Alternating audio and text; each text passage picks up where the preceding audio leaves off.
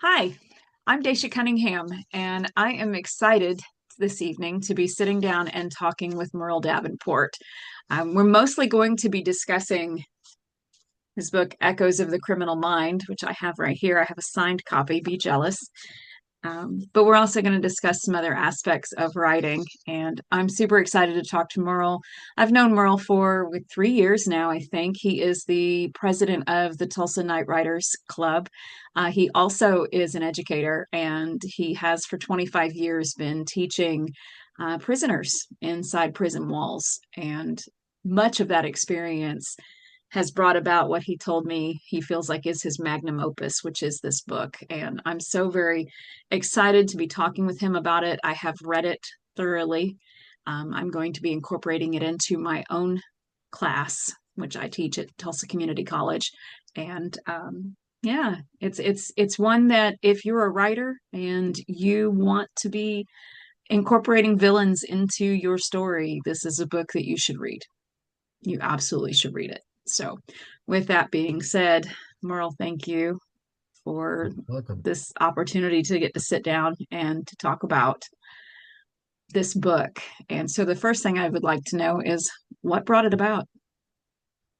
Well, we had a really heinous crime take place in one of the cities. We had a murder suicide and just brutal. And I was scheduled to have lunch with my uh, publisher the next day, and this was all over national news and everything. And he asked me, he says, I don't understand it. Well, and so I started to explain some of the thinking that goes behind a person who would do something like this. And he says, he looked at me and he said, nobody knows this stuff. Um, I says, don't your writers write villains? He says, yeah, but they don't know how villains think Right. because most writers aren't fresh from the penitentiary. Hmm. Most writers have never even gotten arrested, Hmm. and they spend uh, uh, more time behind their computers than they spend, you know, uh, going out shoplifting and everything else. And so, but there's a certain mindset that goes along with this. And he says, you have to write that down. We need to know that. Every single one of my writers needs to know this information. And so my vision was originally to try to write it so that it could be used by both professionals and by writers, but that's just you can't do that when you're writing. You have to pick your audience. Hmm. And so I picked the audience of the writer first, uh, and maybe eventually go back and write one for professionals. But this is a topic that I have been studying in my post grad work all the way through, and besides having a lot of practical experience. But I wrote it mostly so that writers would have a great idea on how to construct villains that were more believable, more realistic, more in line with how villains really act and think, and not just bad guys. Right. Right. Right. Well, and as you said, most of us who are writers, we are behind our keyboards. We don't have any experience in this area at all. And so you're just making it up off of things that you've seen, what maybe on TV or read in another book. But to And actually some of get, those are very good, mhm, and I had one person who read this ahead of time before I published it that says, I can see where John Grisham came up with this. I can see where, James Patterson got this. And so they recognize those traits in the villains that they read about now. mhm, So that was a cool thing. that is that I'm yes, I'm blown away by it. I mean, it's going to probably be a little while before I get into writing another fiction book, but to be able to now have the insight and how to get into the mind of a character who I want to be the quote unquote bad guy, is going to be very helpful. Definitely very helpful. So, And then you have people like Ebenezer Scrooge. mhm, Ebenezer Scrooge is the bad guy and the good guy at the same time. Right. And so he starts out with this mindset Right. and has a ghostly experience and comes up with a different mindset, and his Right. everything is transformed. So Right. he's the hero and the villain at the same time. Absolutely. Oh, I love an anti-hero. The anti-hero is my favorite when they don't want to be the hero and they do everything to fight that. And then even though they don't want it, it ends up happening. That's why Venom's one of my favorite movies. Love that movie 'cause he doesn't want it. Absolutely wants nothing to do with it, but he ends up saving the day. And I think that's fantastic. So not all of those with a criminal mind are horrible people.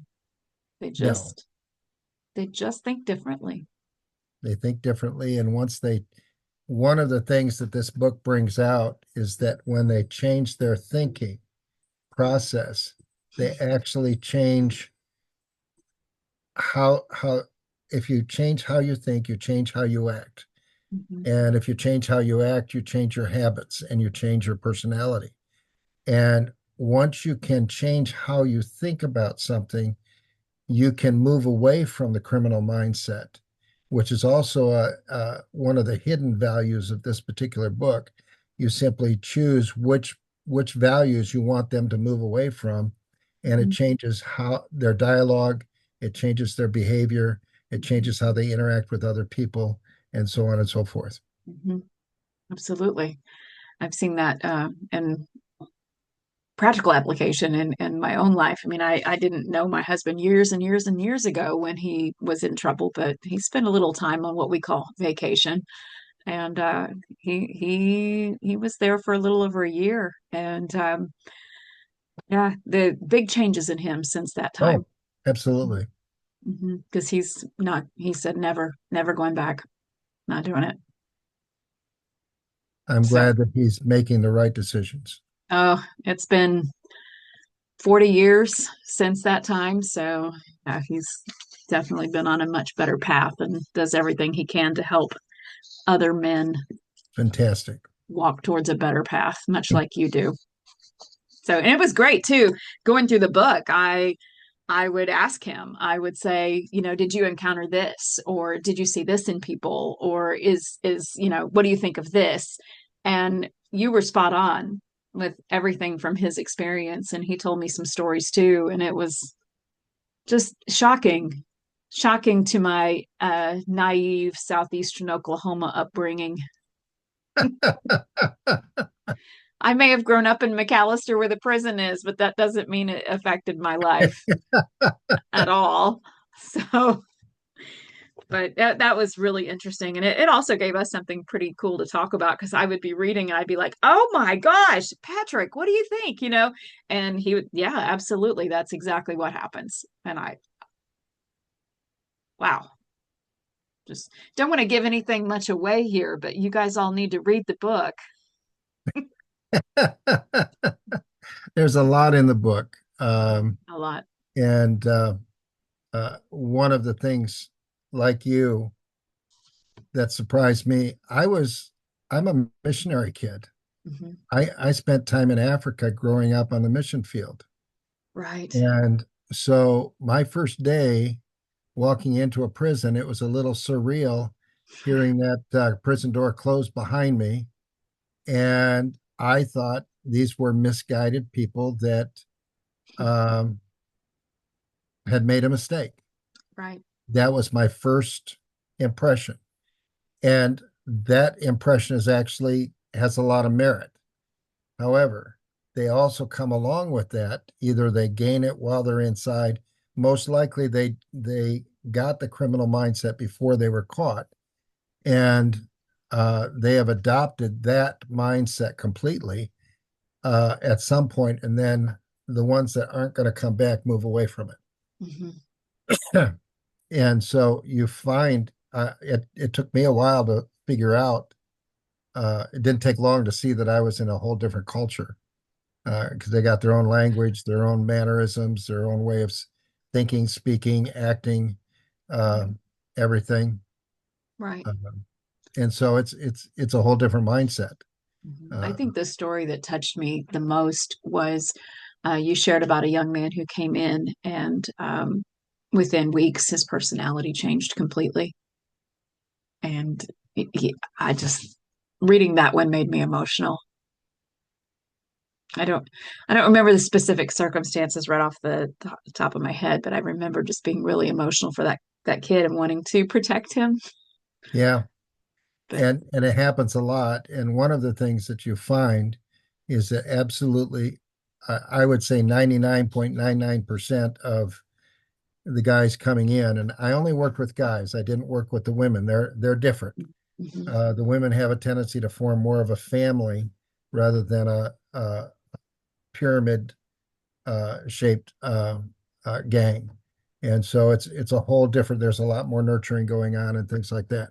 mhm. But I have no experience with that, and so I didn't write about it. So this is just about men. Right. But one of the things that is very common and is when they get to prison, they're all innocent. Absolutely every single one of them. And they didn't do it. And Mhm, even if they acknowledge that they pulled the trigger and this person died, they deserved it.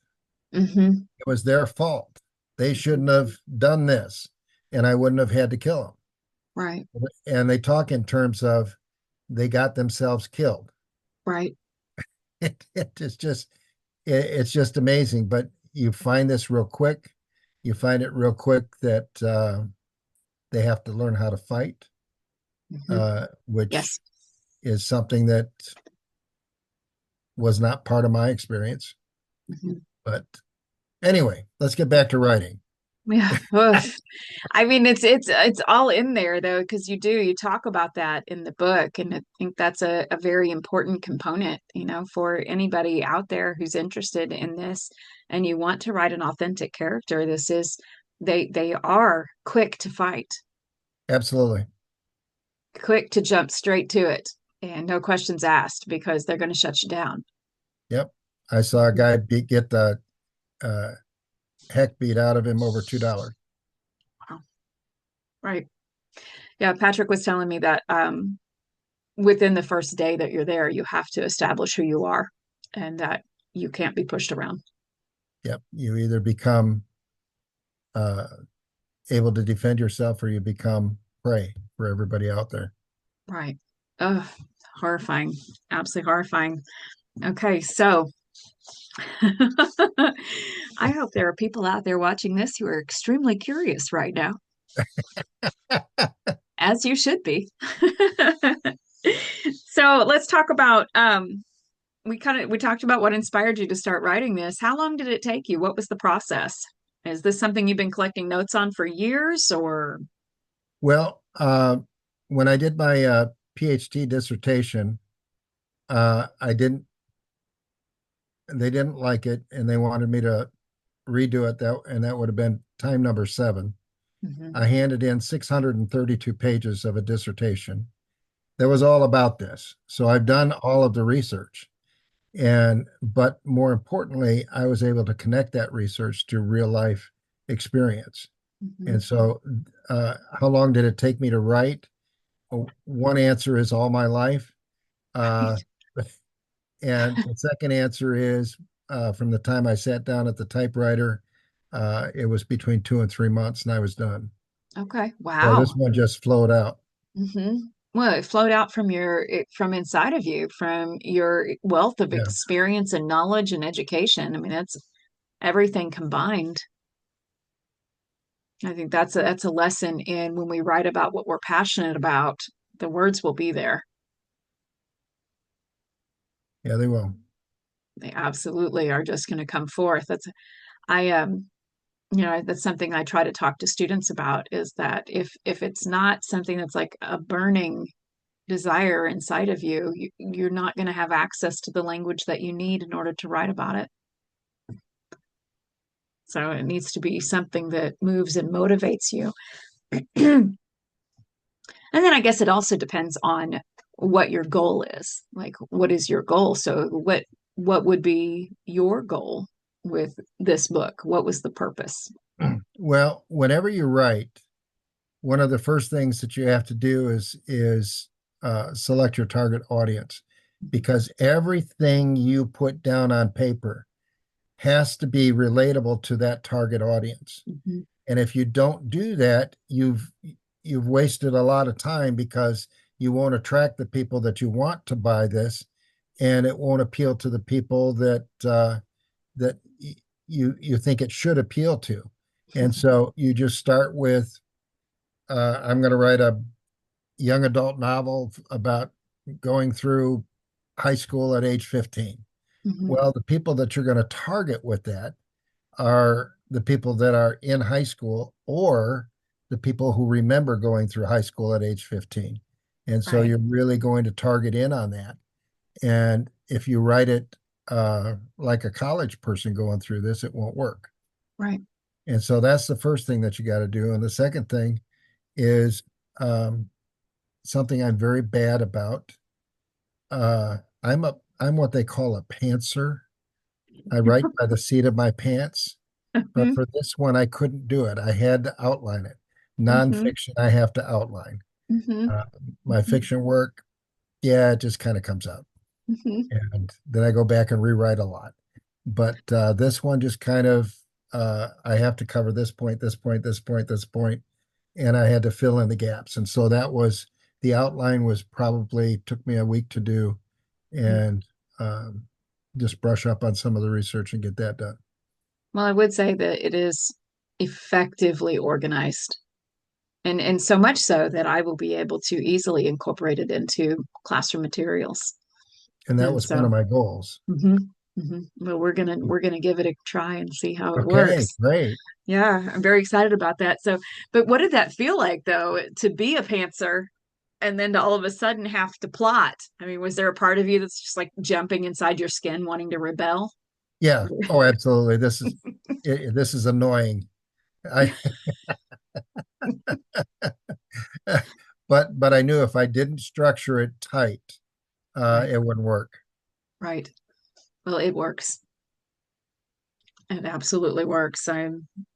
Yes, and I think you did an incredible, amazing job with it. So let's talk about some of the creative writing elements that you put into the book. So when you are describing characters, individuals that you actually know, like was this a process where you sat down and mapped each one out, or are those stories so ingrained in you that they were really easy to write? Um, I remember certain episodes in my life that illustrated each of the, and I would sit back and think about, you know, what was the real illustration for this one? Like I wrote about two cousins that inherited $300,000 Hmm. and they spent it all in about 3 months. And I Right. said, and they ended up in prison and they were so proud of themselves. They thought they were just the cat's meow. And it was it and I said, why would you do that? Oh man, you don't understand. And Uh-huh. so that part happens. Well, to finish the story, uh, uh, I can think of a million reasons why I wouldn't want to end up in prison. But I said, no, but what a ride, and that was how they did it. That's how they thought. It money wasn't, that's how they wanted to use money was just in partying. But Right. the the bottom line was all of those stories had to have certain elements. You had to have a hook at the beginning to make the person still want to read this little passage. And you had to have the dialogue set up in such a way that it would engage the reader. And so all of those elements that would normally go into a novel were still there.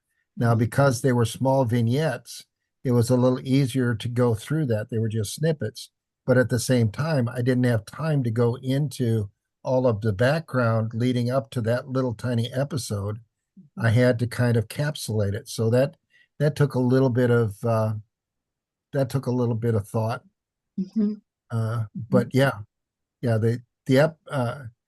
I have to say they were inspired by true events. Mhm. Um, they're not exact, and some of them, there's a couple in there that I made up, but Hmm. they're so representative that, Well, they're a culmination of multiple years of experiences. yeah. Hmm. Yeah, and they may have actually occurred. Some of those two that you're referring to, they may have, you're just maybe blocking them or something. That one was definitely inspired. I remembered that one. I will say, I'm not legitimately staying home and never leaving my house, but I will say though that the book definitely has me looking at people differently. And that's not a bad thing. That's that's a good thing when you're dealing with a naive individual who just thinks that everybody's a lovely person, and that's not always the case. They're not all like you, Dacia. It's just a matter of there are different personalities out there. Uh, but one of the interesting parts about this is that the elements that comprise this criminal mindset you can find in other characters. Hmm. For example, I see a lot of the ego-driven personalities. It's all about me in our politicians, and but the difference is that the ones that were talking the actual criminal mindset decided that they were going to break the law. I'm not Right. saying there's no politicians that ever uh, broke the law or didn't break the law, but Right. that's the difference between a person who is stuck on himself, Hmm. the narcissist, Hmm. and the person who is the narcissist, and that feeds into his criminal background. It's whether or not they're willing to do something illegal. Hmm. Hmm. Is it generally because they get to a point where they don't care, One of the or is it the elements, risk? their risk is in there, but a lot of it is that they feel like they're above the law. The law doesn't really apply to them. There's with that ego, that super ego that they've got going, is this feeling of superiority over others. And so they're very quick to make sure that the law applies to everybody around them, but that does not apply to them. Wow. Right. Ah, puts me it makes my mind race about shows that I've seen and books that I've read, but essentially I'm thinking of The Blacklist. Did you guys ever watch The Blacklist? I'm not familiar with that one. Uh, we paid $200 last winter to watch the whole 10 seasons. It's that good, but it's so well done that you're never fully sure who to root for. Like, do you root for the FBI or do you root for the crime lord? You don't know, because even though he's this horrible character, he's this horrible villain who exhibits many of the things you've written about, you still root for him because you know his heart. You're led into his heart, you're led into his motivations, you're led into what drives him. And so part of you is like, well, yeah, that makes perfect sense. But then you think about it later after the episode's over, and you're like, the fact that that made sense to me should make me worry about myself. So it's just, it's very well written. But then the FBI agents, they come along and they're criminal. The ones in the show, they're all doing stuff that's questionable, but they're supposed to be the good guys. And so you're just like, it's a show that, man, it left us both going, I don't know what's going on because humans are so complex.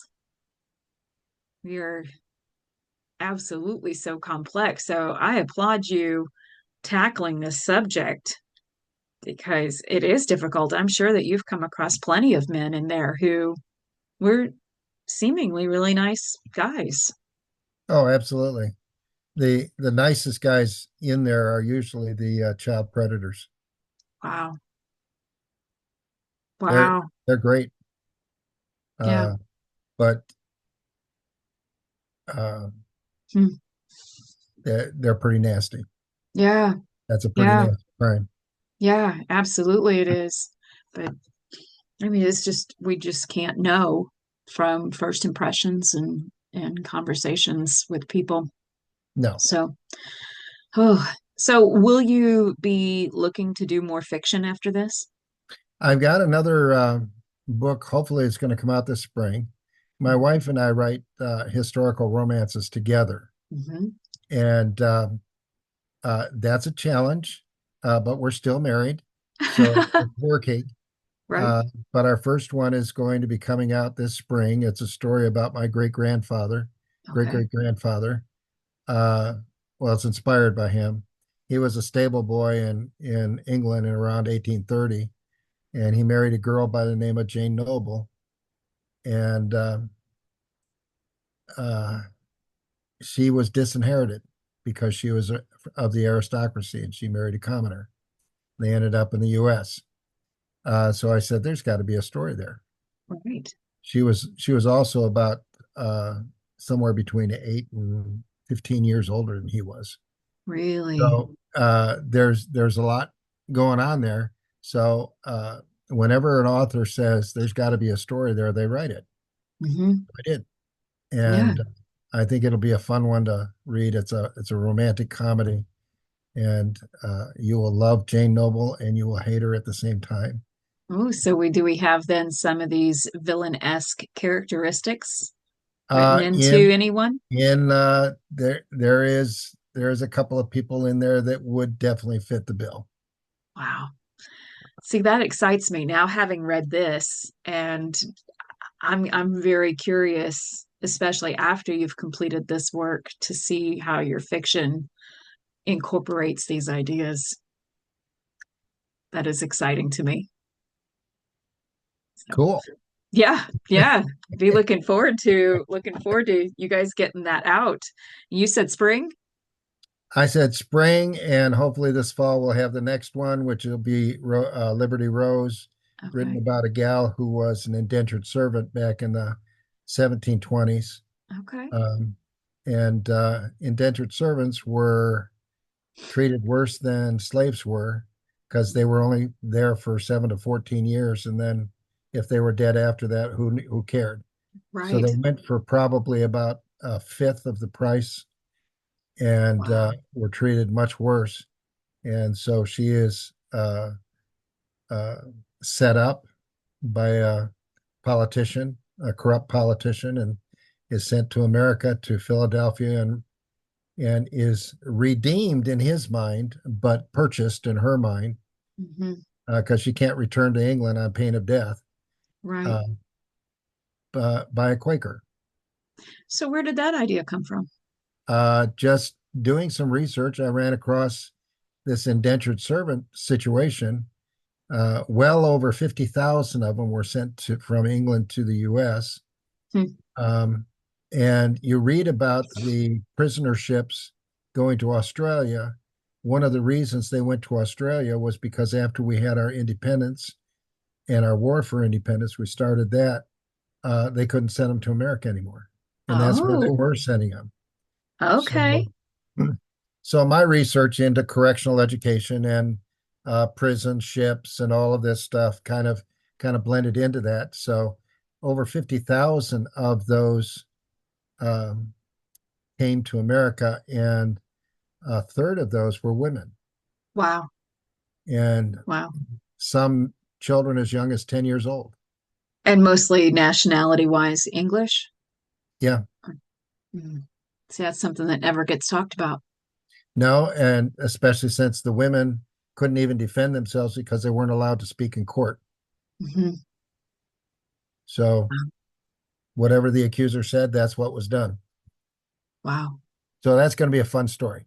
That is going to be a fun story. Wow. Okay. Well, I look forward to that one too. I've got to carve out more reading time. That's, that's the problem for me. I keep assigning all these essays. Maybe I shouldn't do that, huh? No, I'm just kidding. I don't know. I kind of have to. It's my job. But that's okay. So I am curious in this book, or maybe not even just this book, but what's the hardest scene you've had to write? You're going to laugh at me. Describing flower gardens is horrible. Okay. I can't do it. Uh, Describing ladies' dresses and what they wore and stuff like that, I'm Mhm, horrible at. mhm. And so this is where my wife comes in, Yes. and she kind of fixes those areas, and they come out beautifully. Yes. And but that's really the hardest thing for me is to describe. Uh, I, Mhm, as you can tell, I'm really big into flowers, right? No. mhm. Right. No, no. That is such an unexpected response. I absolutely love it. That's hilarious. Because, I'm thinking, well, with this book, like, there had to have been like one particular circumstance that was really difficult to write, but no, you don't want to describe a florist shop. I love that, but it makes sense. I mean, it makes perfect sense, right? Like, that's just not a place that you want to go hang out. Mm-mm, no, I get that. My husband wouldn't either. He would be like, no, no, thank you. Hey, let's go to the gardens and walk around. No. Yeah. And but see, that's also the same thing as what I'm trying to help other writers with, because describing the unfamiliar is a very, very difficult task to do. Yes. Now, and for many, a villain's personality is the unfamiliar. Yes. And we quite often get vague, broad strokes rather Yes. than a well-defined. There's, Hmm. I mean, if you think about Darth Vader, Hmm. Darth Vader is actually in all of the Star Wars movies.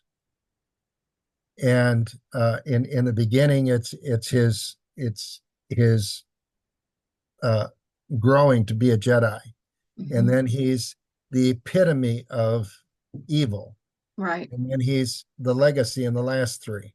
Hmm. Uh, but we know, if you're as old as I am, you watched the first one come out on the screen, and it was awesome. Yes, it Uh, was. and and Darth Vader was the epitome of evil. But by Yes. the third movie, The Return of the Jedi, Yeah. which is now number six, he was Right. redeemable. Yes. And it was because his mindset shifted. Yes. And so you can see how George Lucas really worked this particular character Hmm. uh, in such a way that we could see the redemptive value in him. Hmm. And then, of course, you have Han Solo, who's the rogue uh, hero, which everybody likes, like Right. the Robin Hood hero type of thing. Yeah. Like, I'm not going to be the hero, but dadgummit, I am. Hmm. Yeah. Hmm. And I don't love that. mention this again. Okay. Don't tell anyone I was here. I love that. No, you're absolutely right with Darth Vader. I grew up with that myself. I'll never forget going to see the very first movie. Was it 77 or 78? I don't remember which, but I think it was 76. mhm. Oh, was it? The graphics were It may great. have been 78. I think you're right. I think you're right. Mhm. I think it was. My brother was a year or two old when we saw the movie for the first time, and he was 2 years old and quoting it. Oh, wow. He's 48 now, and he has a Millennium Falcon. He's a preacher, and he has a Millennium Falcon in his office. Like he's So, but then you have the other kind of villain. Mhm. Uh, and if you look at the Lord of the Rings, we have the Black Riders, the Nazgul, and we have Sauron, the Right, Eye, and so on. right. What did they actually do in the book? Well, nothing, but they terrified everybody whenever they Hmm. were close. And Hmm. so when you're reading his books, he was so good at not describing them, but describing the reaction in these other powerful characters that Uh, you were actually terrified of the Black Riders who really didn't do anything. that's interesting. And so it's fascinating to look at that and say, I don't know how to write that well. Uh-huh. So it was all in the response of the other characters to. That's how we learned about him. Wow. That's amazing. I love that idea. So that's definite showing as opposed to telling. Yes. Hmm. Hmm. Well, that's a fun idea. Everybody pay attention to that. That's a, I love that idea. And I love too how you flipped that there from your hardest scene being about flowers to the audience here that we're talking to, potentially their hardest scene being having to write a villain. I hadn't made that connection myself, and I think that's absolutely, and that's what we're talking about here. That's the whole point of the book, Right. is so that we can more effectively write those scenes that aren't natural to us. No, they're not. In fact, some of us keep them behind wraps because we don't want to deal with them. Uh, Mhm. but you do have the mysteries where you don't get to actually see the villain. You have to unravel the puzzle. Ah, And this is kind of the other direction. So forensics tells us, given these clues, what kind of person are we after? mhm. That's what all this forensics is about. What my book is about is, given this villain's personality, what kind of clues would he leave behind?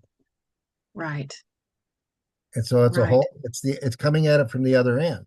right, And so the more you understand that, the more you can start crafting right, your book to be more consistent right. and not have to just tie up some loose ends at the end.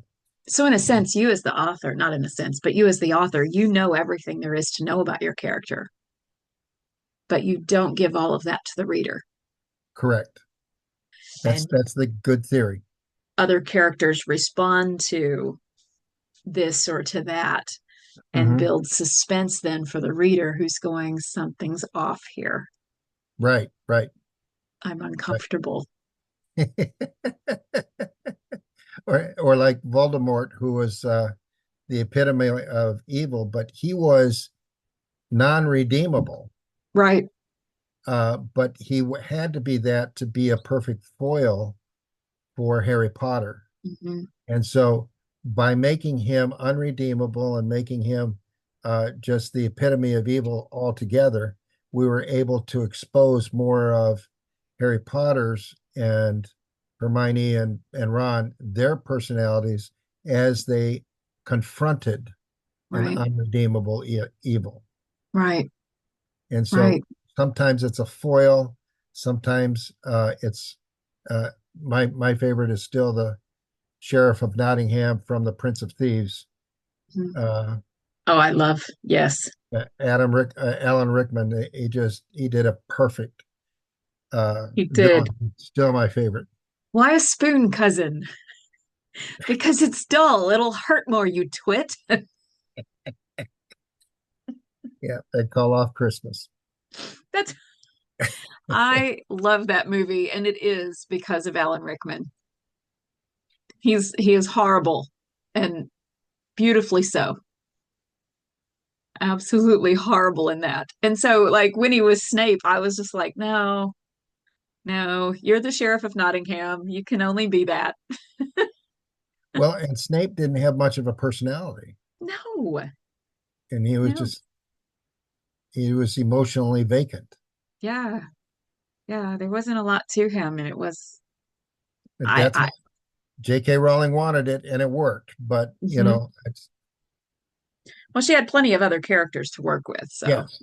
you have to have some characters that are more like props to your story, and then others who are very central to the telling of the story. And that's hard. I think those sometimes it's kind of cool to leave the audience guessing as to who those are for a Well, while. well, and then you have the other ones like Dolores Umbridge Hmm. uh, in Harry Potter. I mean, what a wonderful villain she was. Hmm.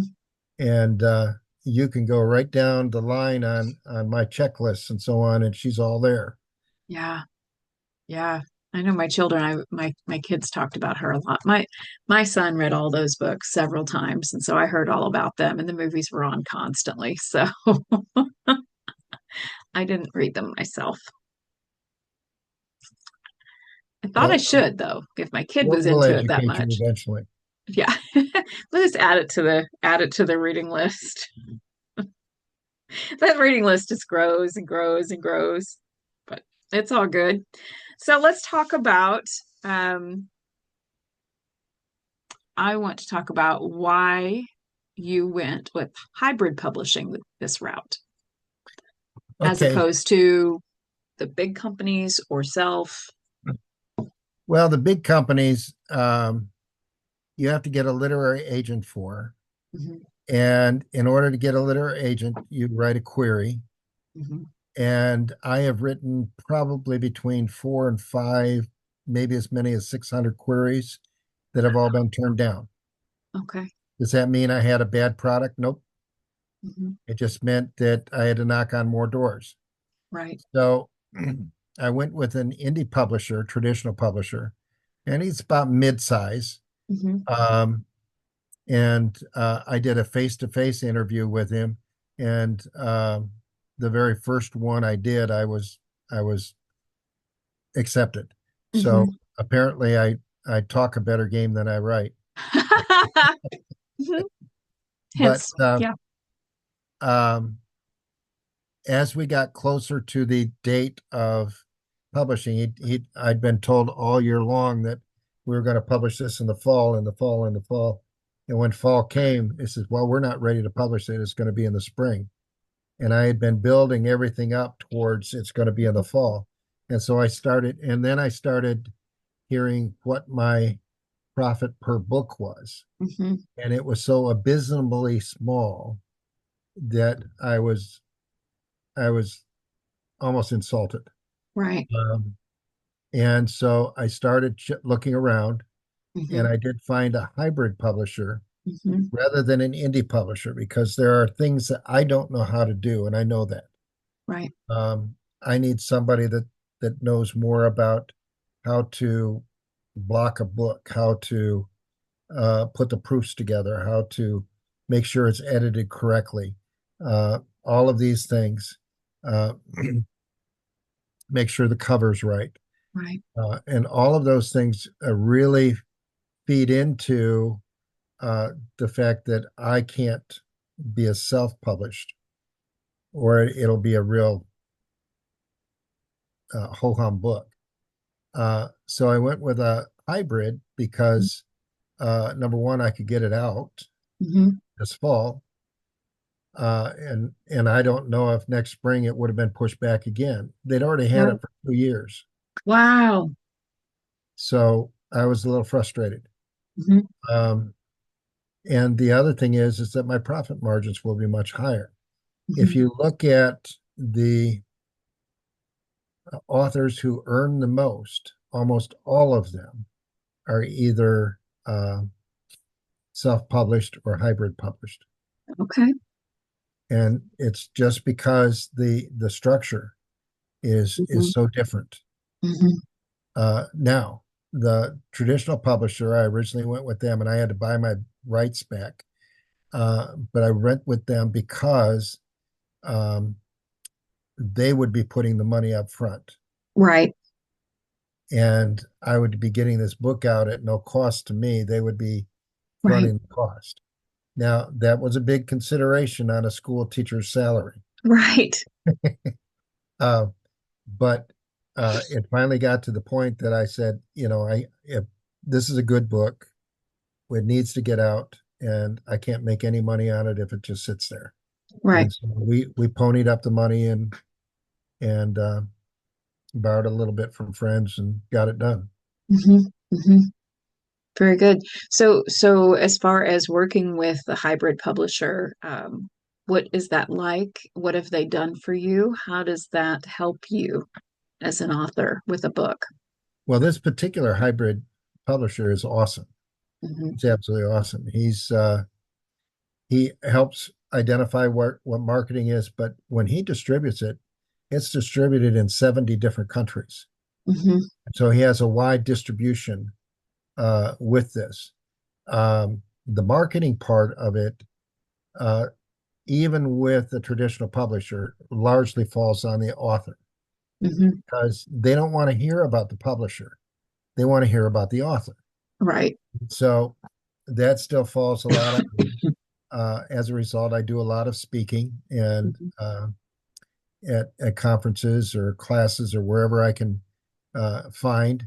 Uh, Right. but I also do. I'm thinking about doing a blog on criminal thinking Hmm. uh, and see if that would generate some Absolutely. interest. These Yes. are types of things that would generate interest. And Yes.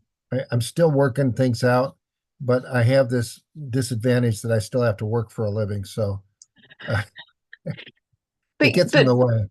it's like continual research. Yeah, well, that's true. True. You're just right in the thick of it. You're in the I research am, zone. and I get stories all the time. Hmm.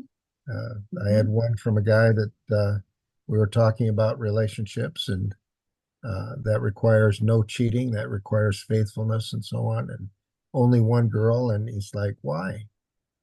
He says, "She's my main girl. That's all she needs to know."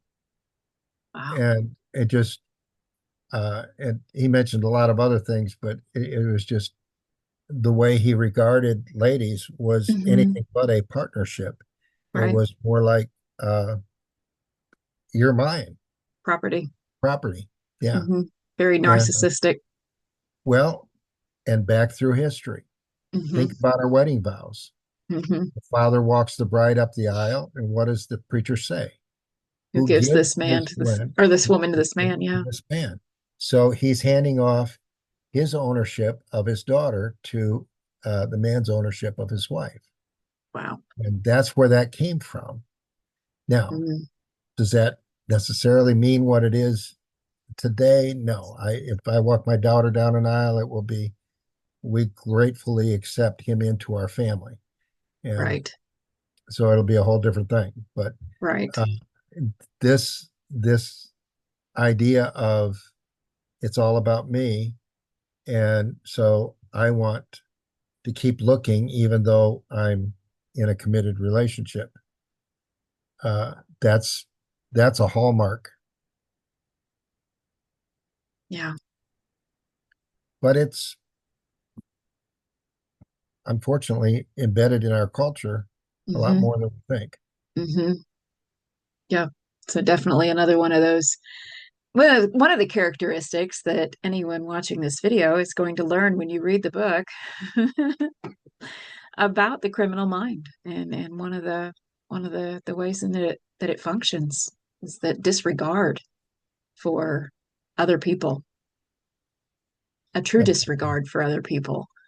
Anything outside of themselves is meaningless, perhaps, is a way to say that for the Yeah, most part. Yeah. Yeah. So it's absolutely wild. So Merle, we got 10 minutes. It's been 50 minutes already. It's really oh flying. wow. Yeah. I want to know, because this is something I think all students need to hear from a variety of writers, because they all think they want to come into this process and think that I'm going to write this thing the first time and it's going to be ready to go to the publisher. Good luck with that one. First draft, right? And I'm going to edit as I go. What do you say I to that? well, it ain't gonna happen. Um, I've I have to tell you that I have never had a writing class in my life, but I've hung around a lot of writers. Hmm.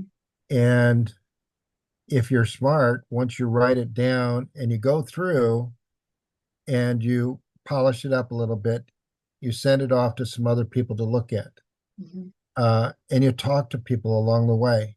I've part of a critique group that if I've got a few pages that I'm a little unsure about, we go over those in the critique group and they give me some suggestions.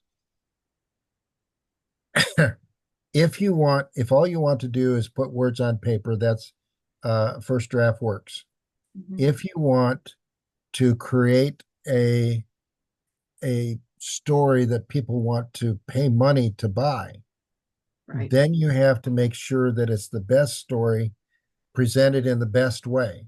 Hmm. And that takes polishing. Hmm. And you just have to do it. This particular book, I'm sorry to say that my friend Dacia Cunningham found some errors in. And so no matter what you do, there's going to be a few in there. And so we went back and we corrected those on the master copy. Hmm. Uh, but I have read through this thing probably a dozen times or more. And Hmm. each time I do, I find something. Hmm. And each time it comes a little bit better. And Hmm. you don't want to, the first drafts have a tendency to be very loosely written. In other words, you take a lot of words to say something. You do not have the economy of words that you do when you polish it up. Hmm. And one of the guys in my critique group had about 10 pages of an introduction to a book he's working on. And he took some of our suggestions and he went back and he looked over it. And that whole introduction is now one paragraph. And Wow. that's all he needed. And he was Wow. ready to move on with the story. Hmm. And he read it. It's a good paragraph. It says all it needs to say, and he's ready to move on with the story, Hmm. instead of having 10 pages of introduction. And so that's huge. Getting that Wow. hook right. Hmm. How do you hook them into it? And I'm probably one of the worst things I do are beginnings. The first 5 pages, they're terrible. They always are. And I write them probably a dozen or more times. Uh, And this one, it was very last minute. It was like Superman needs Luther, Right. and they do. Yeah. Robin Hood needs the Sheriff of Nottingham Right. Yeah. because without them, they're not a hero. Right. Absolutely. Well, you can't have, that's the whole idea too, if you can't have bad if you don't have good, and you can't have good if there isn't bad. How do we That's right. even know what good is? How do you know, well, yeah, who your hero is? Yeah. And so the ones who take on the Hitlers of the world or Hmm. uh, the Jeffrey Dahmers of the world, the Right. ones who take those on are the ones that you go, wow, he's great because he went up against this gigantic uh, problem. Right. You know? I mean, who the heck's going to take out Sylvester Stallone in Tulsa Kings? I mean, he's it. That's funny. Nobody in Tulsa because it's not filmed here anymore. No, it's not. He didn't Shame like the on weather. him. He didn't like the weather. I found that out. I was like, no, come back. Our weather is just fine. Well, you know what? Um, No, our weather's questionable. We know it. yeah, Constantly changing. And that reminds me, let's talk about real quick. We got a little bit of time here. Um, incorporating weather into your scenes. Is that something that you intentionally do? I have done that. Uh, when you're dealing with the roads in 1830, I could say, okay, so here you are, you're doing your research. Well, they're traveling along these roads. Well, what kind of condition are the roads in? Mhm. How often do you have to change the horses? What kind of coaches do they have? How do they, all of these things are part of it. And then you have England who has a lot of rain. Hmm. What does that do to the roads? And Hmm. then you have uh, a downpour that Hmm. may wash out some bridges or something like that. And in the book, that actually happens Hmm. with some disastrous results. But Yeah. uh, weather can very definitely be a character all on its own. Yes. And so it it uh, if you're fighting cold weather Hmm. or the snows or the deep snows and getting anywhere is really kind of overcoming that weather pattern. There's a historical um, fact of a man in Kansas that the weather came up, the snowstorm came up so strong and so quickly that he died getting from his barn to his house. He missed his house by about a foot, Oh, and he couldn't find it, and he wow. died in the snow, and that actually happened. And Wow. so you can take that kind of weather pattern Hmm. where it just comes sweeping down across the plains, and it's its own character Right. because you're battling that as an antagonist. Right. Absolutely. Yeah. It's a villain of itself. Yeah, yeah, different kind, but yes. Yeah. Absolutely. It's not, so not the same thing, but Or if but you're it. on one of these sail ships, Hmm. sailing ships back in the 1800s, 1700s, or the Mayflower, and you come across a storm at sea. What do you do? Well, the Mayflower, the beam cracked. And what Wow. they did was they took a printing press or a house jack, and they actually screwed up the the the beam so that it made the rest of the voyage. Wow. So I didn't know that. these are things that happen. Hmm. They absolutely do. And characters should face them. Absolutely. Yeah. So, I mean, you think you know your characters and you've got this whole story planned out, but it's got to be interesting and it's got to be authentic to life. And life is chaos sometimes. And stuff happens that you're not expecting. Should be the same in our writing. Absolutely. I fully believe that. So one more question, Okay. and I think this is the wrapper up question. But so most of the people that will see this video are either students or they are writers. So what is one really strong piece of writing advice that you would want to not end this video without talking about? Um,